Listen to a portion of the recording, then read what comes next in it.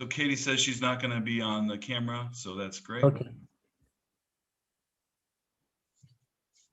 And so here we're live. We're live, yeah. This is my first official time being the host here. I Yeah. pushed him out of the way. There's a whole new whole new host in town. We'll see how it goes. Welcome everybody to the What's Going On With You These Days session. Today we're so proud to have Gizem Asya here. Her biography, which we were just discussing, is just a teacher who loves teaching teenagers, and we're looking forward to hearing more about what she's been up to lately. This is hosted by the ELT Workshop, which is a very, very small publishing house so far, and mostly growing rapidly. And we like to get together for this kind of casual session once a month. Tim's idea, which I think works quite well, is to think of it like sort of a staff room, the best staff room you never had, or the best staff room you ever had. My idea is like staff room without any conflict, ideally, and kind of have a conversation in a relaxed way, get to know people, and sort of hopefully a stress-free, PD light kind of thing. Tim, anything to add? Nope, don't think so. Okay. And the way that we start the session is with this amazing, wonderful idea that I came up with some time ago. And it's called workshop. I see the cynical faces from Matthew, and I've already participated in it. So the idea is workshopping, in which we, Tim and I, give ourselves and the guest a category to think about and to brainstorm some ideas on this. It's not really a game in that the rules are a little bit hazy and there's really no winner. There's always a loser, and that's me, but that's okay. So what we do, we share the category, and then the three of us share our ideas. We'll keep our eye on the chat board in case people want to critique our ideas, give us positive feedback, especially for me and Gizem. And the category for this time is awards that we would like to see in ELT. Let me say it again. Awards show categories we'd like to see at perhaps fictional at an ELT awards ceremony. This is because, you know, it's the Oscars are coming up soon, so this is our version of the Oscars. Did we settle on a name for that? That could be our the Shoppies? The Shoppies, the Workskers. I don't know. We have loads of options. It's not that. Not that. Not that. Okay, we're workshopping it too. That's we're still workshopping that idea. I was pretty partial to Shoppies, but the Shoppies is probably better than the Workskers. Yeah, Workskers. Oh, now that I hear you say it, it's growing on you. It's quite charming. In any case, the topic is awards we'd like to see at an ELT award show. And this is no shade at the Eltons, which is somehow an actual awards show. So we're ignoring that. That's a thing that exists. We're ignoring that for now. So Gizem, as the guest, you're very welcome to go first to share your idea for an award that you would like to see at an ELT awards show. Yeah, mine was actually about approaches, and it has something to do with TBLT. Remind me, it was something like a teacher who doesn't necessarily employs TBLT, but tasks for fun, I think. I think that was it. It. Teacher who employs TBLT but doesn't. Who doesn't employ TBLT but task for fun. Okay, right on. This would be a good award. Thank you, Tim. You're up. Yeah, so I originally had like ELT meme of the year, but I think it'd be really awkward to give an award to myself, like for multiple years running. So I've gone with Tim Hampson Award for ELT memes goes to goes to Hampson again.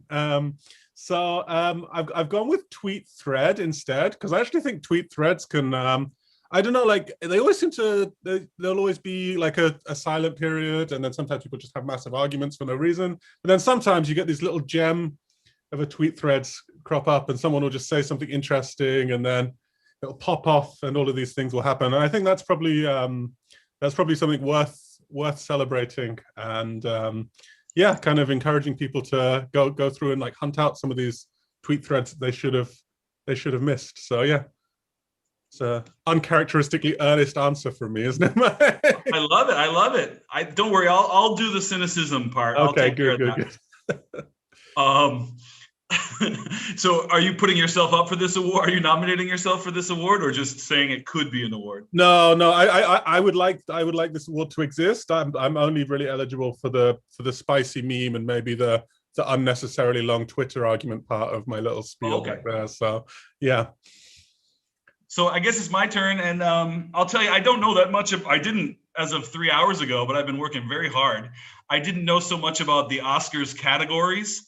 I still am a little bit hazy on what cinematography actually means. I don't I kind of understand, but I don't really know. So I would really focused on the actual Oscars with a twist. So my first submission for this award is Best Original Screencast. To explain the joke, it's like screenplay, but Yes. screenplay with screencast. Someone told me it's way funnier if you explain the joke. Yeah, no, that works. Yeah, I don't really have much to add to that one, Mike. That's Matthew Noble's face was worth the price of admission on that one. There we go. So Gizem, I'm really sorry that's a tough act to follow with such a great submission from me. It's amazing. Go ahead, please.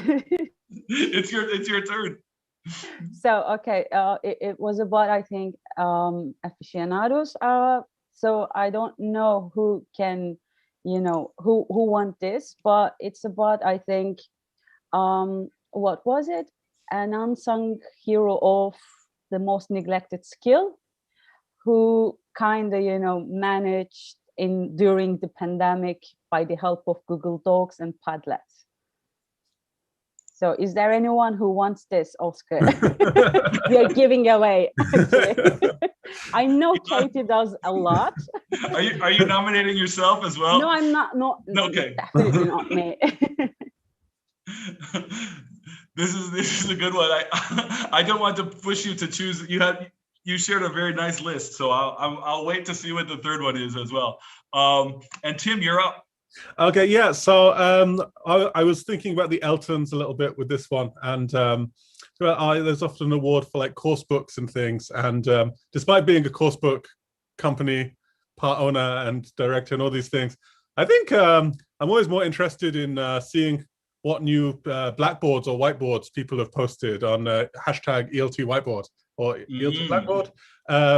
I always think it's really interesting, and it's a really interesting way of kind of showing what goes on in people's classrooms. And I know you always see like the little kind of tangents people go off on, and things they've included and things. So yeah, so I would like to see hashtag ELT whiteboard of the year or ELT blackboard of the year. So yeah, like I said, I've gone really earnest with all of these, Mike. Sorry, I'm usually I had no jokes. No jokes. Doesn't always have to be jokes. We can have jokes. We can be cynical. We can do it all. Matthew Noble was beaming with pride there as you were talking about that one. I could see that. For my second one, I'm gonna go with the best, the worst unoriginal song. So like the song that's always used in ELT class is like, I don't know, Lemon Tree or something like this. So the most unoriginal song award. You wanted cynical, Tim. Yeah, no, I'm just having flashbacks to my Korean kindergarten and listening to that song about 40 times in a week before the show for the parents, because all the kids had to sing along and know the lyrics, and we had to practice over and over and over and over again. And oh, Tim, we're canceling your classes. Everyone is coming down to practice Lemon Tree for an hour. So yeah, that was. I don't know why this song exists or how it got to such a.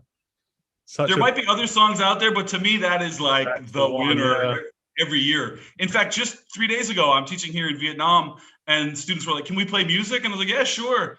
I don't know how the sound system works, and they were like, "What about Lemon Tree?" And I was like, "That's fine. You got cell phones." It's breakdown. I'm not playing it. You can play it. Yeah. Hipster Mike's like, how about the lemon heads? Sorry, that's oh, Matthew, you're missing out. You Beyonce, if don't I Were a Boy is another nomination for this. Katie says Cutting Edge had Cat Stevens. Remember the days of the old school yard, which can get stuck in your head. And so that's my suggestion for an award. And Gizem, we go back to you for your third. It can be your final if you want. I know you had a bunch of good ideas.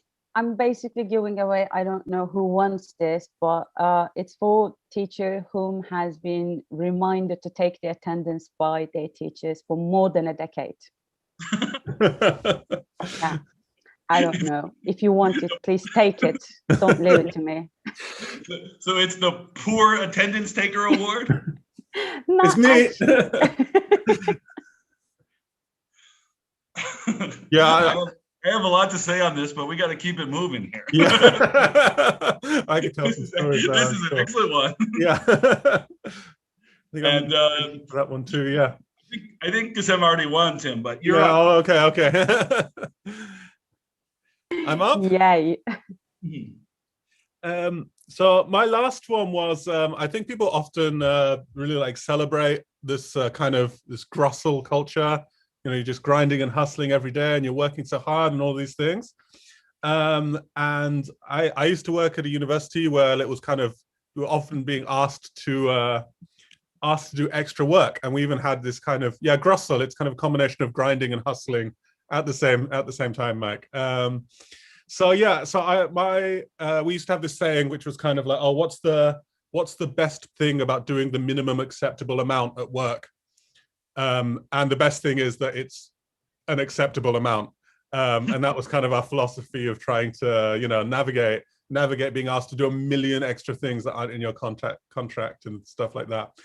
So I kind of wanted to have an award for the teacher who did really like just the bare minimum and didn't like get exploited and do stuff that they weren't necessarily supposed to do without getting paid for it. So yeah, just kind of, maybe a Tim Hampson award for laziness in the professional workplace or something like that.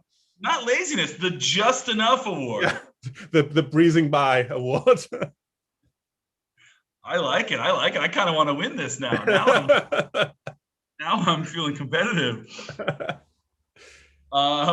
And for my final one here, to be a little bit less cynical, I think there's a category, there's often some controversy. I've done a lot of research on the Oscars, believe me.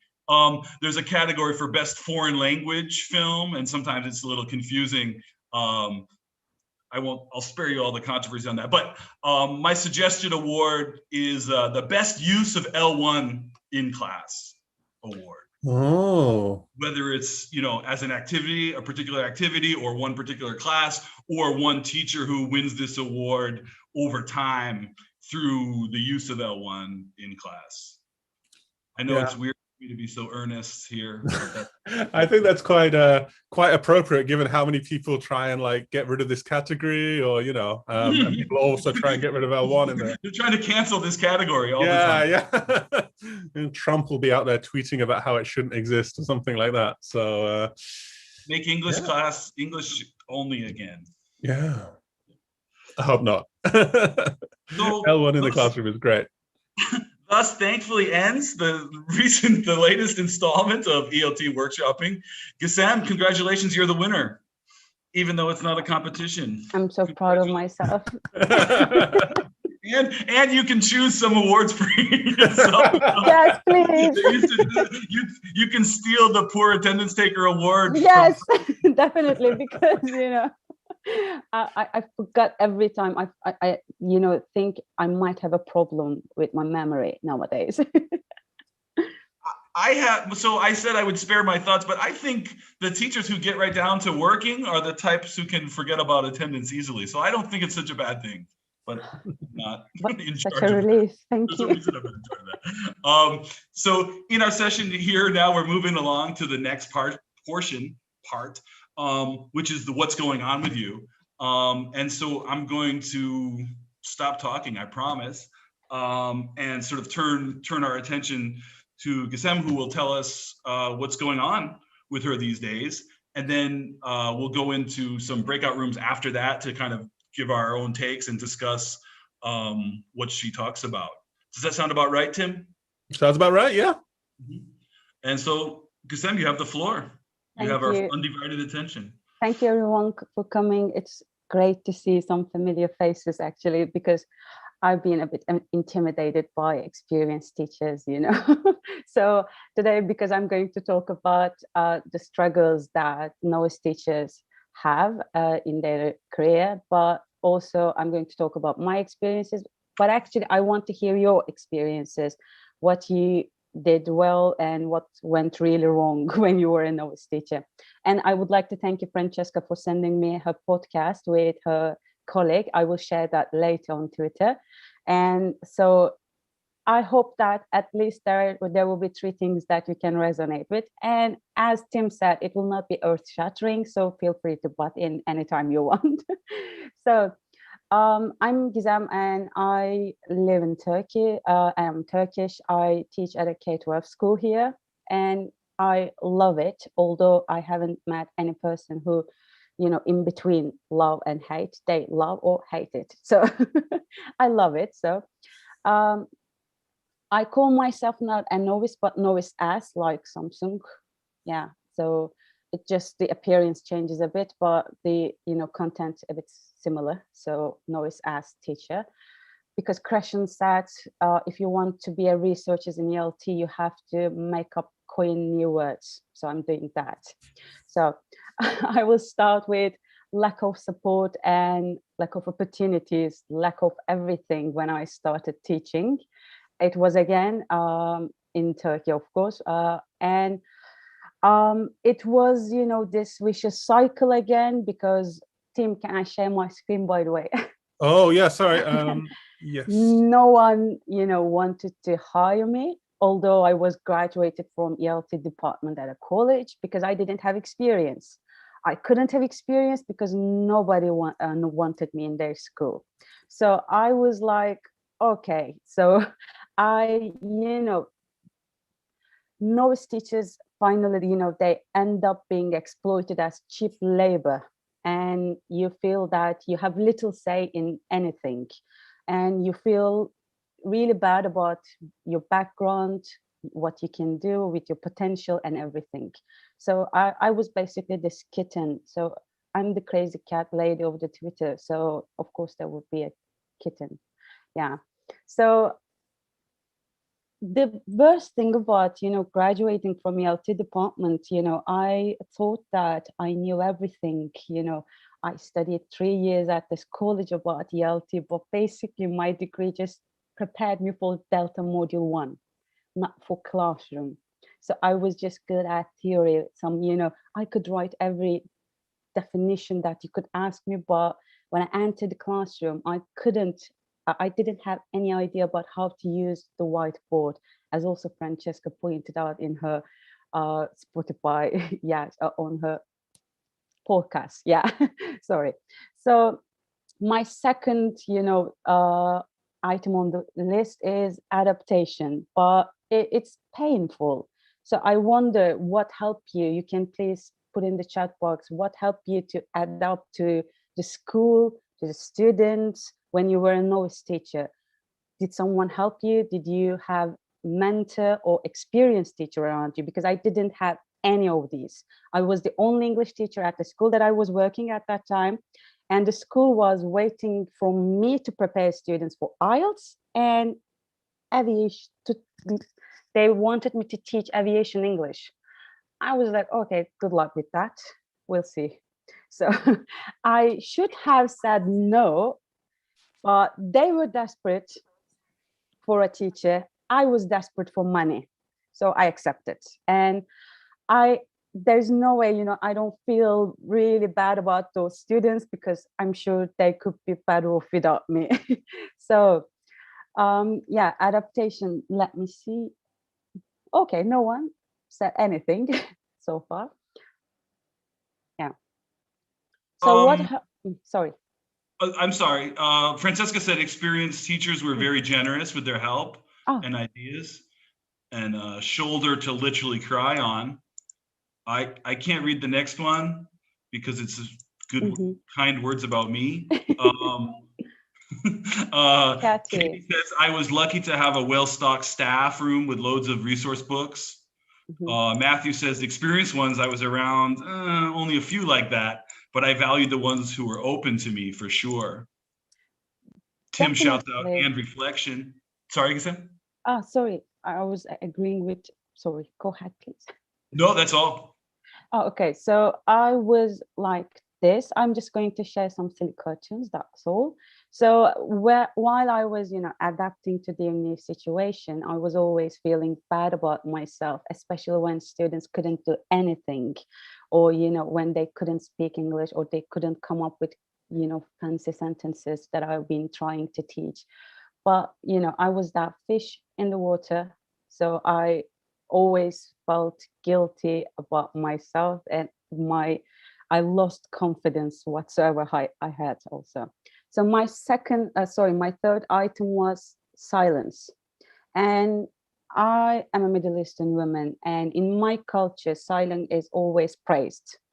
But in reality, actually, this culture is very loud. So I think that Katie would agree with me because she lived in Turkey quite a while. So as the old adage goes, speech is silver, silence is golden, still waters run deep, etc. But if you come to Turkey, you will not have a night, you can sleep without, noise, without traffic and everything, people shouting, arguing, your neighbors, you're hearing them everywhere, literally. So yes, it is praised, but in the classroom, when you enter the classroom, silence is something deafening. So you're so afraid of it. You can't find words to explain it or find a way to embrace it, actually. But there was this movie, I'm sure some of you guys are familiar with it, Into Great Silence, in which Carthusian monks organize their, yeah, it's amazing. I will put in the chat box. And that movie taught me that actually silence can be discourse also, because that monks were organizing their rituals, their daily routines, and everything around that silence. So you don't have to watch it, just listen to it, on a rainy day, Into Great Silence. Great. Okay.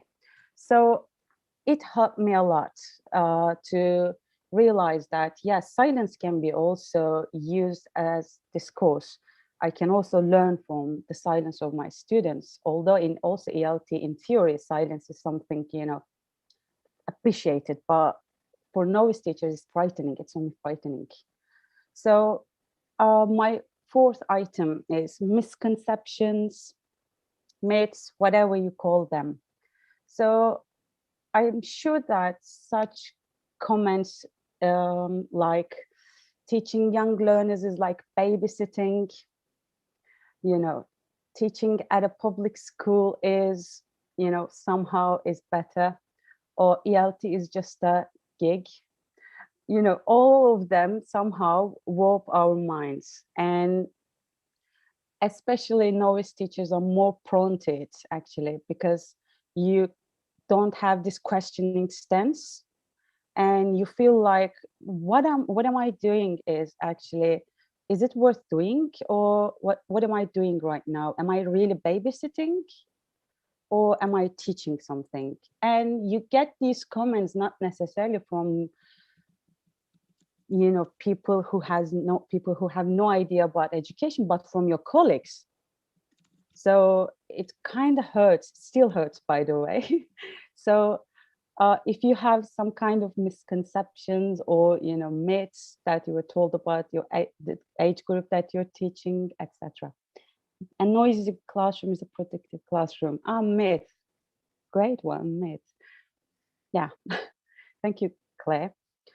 So CPD, for this event last night, I sat down and I calculated the number I spent on my CPD. And the figure was brutal. And I learned that I spent my last 2 years working for my CPD.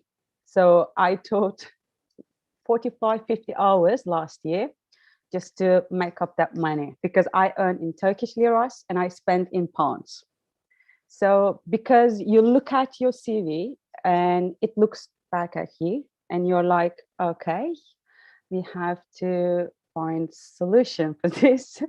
So the best solution, seems enrolling some courses, finding new opportunities, getting diplomas, certificates, and you can imagine. But it's like going on a diet. You see your friend, she has lost a few pounds, and you're like, oh my God, you look great. I want to lose that much weight, actually.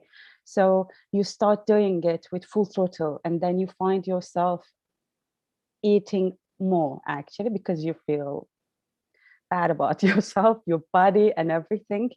And you're like, why it doesn't work for me? Well, it doesn't work because I'm a vegetarian. I can't go on a diet with full protein. So even if you try it, no, I can't lose weight. I can't find a solution. So overwhelming ourselves with CPD, diplomas, certificates, which most of the time do not help, actually, because what I actually needed, now I see, and what I actually needed was other teachers that I could talk to. What I actually needed was experienced teachers that I could ask questions in my mind or ask for help. But I'm very self-conscious person, and I am a bit shy. It was difficult for me to approach someone to ask something. So yeah, CPD. I'm not going to tell you the full number, but I have something here. I hope you wouldn't judge me for that. Okay, so this was me. So for the last 3 years, nothing for me but Cambridge. I hope they're enjoying them. And I'm just looking at my diplomas and certificates. I love them. So the last two items are about why I call myself novice ass. So these are finding your own voice as a teacher. And easier said than done. I still don't think that I have my own voice as a teacher, because what sometimes I basically do, I imitate my tutors, my teachers in the past. And when it comes to doing some new things, I'm always afraid of doing mistakes, because it's like I'm always being monitored by someone who is going to tell me, what are you doing? It's not the correct way to do it. So you can't teach that way. I'm always, expecting this kind of judgmental approach from someone. So, and the last item is reflection. So novice teachers should be taught how to reflect, especially student teachers, let alone student teachers. But I don't think, although I studied ELT at college, I wasn't taught about reflection. It was only after that I read a book. I read something about keeping a reflective journal, keeping reflective logs. And I was like, what are they exactly talking about? Because for me, reflection was something, it was a definition that I had to write in the exams. But they were talking about journals, they were talking about meetings, and it shouldn't have to be really formal. It can be really informal, it can be in action, on action. I was kind of mesmerized. Oh my God, yes, I have to find new ways to talk to other people about my teaching context, because teaching is kind of, lonely job, unlike what people think. People think that you have students, you have your colleagues in the staff room, but it's actually really lonely. So again, even for reflection, what I needed and still need is experienced teachers, or again, novice teachers, to talk about what I've been going through in my classroom. So I am done with my list. And I'm going to ask you 3 questions, not questions actually, but I'm going to put them in the chat box. There is this menti.com link. I hope you can go there.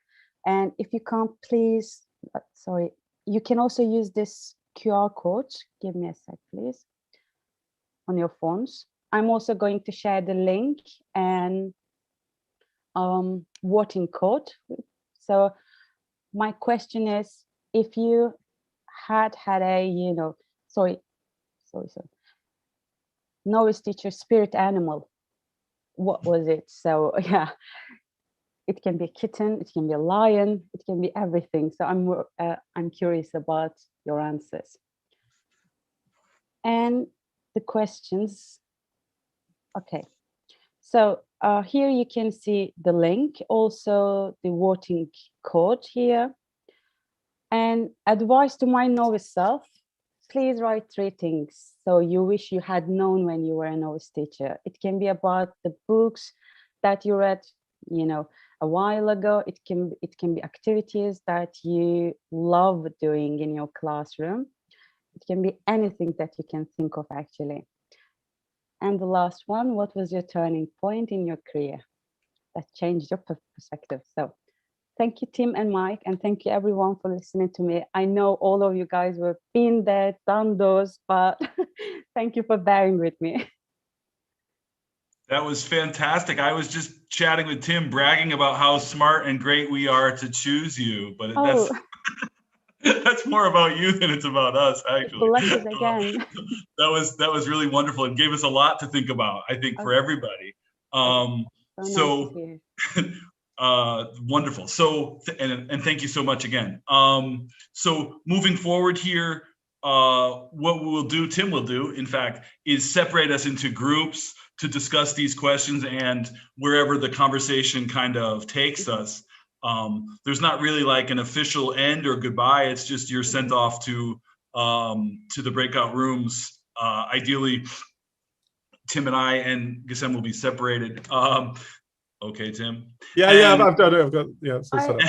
And there's the sort of official goodbye is when we send you off to the breakout rooms. Gizem, you look like you want to add something. Yeah, sorry to butt in, actually. So I would be glad if you type your ideas and anything in the chat box, because I'm going to save that later and I'm going to read those. So I would be glad if you have time, but don't worry if you.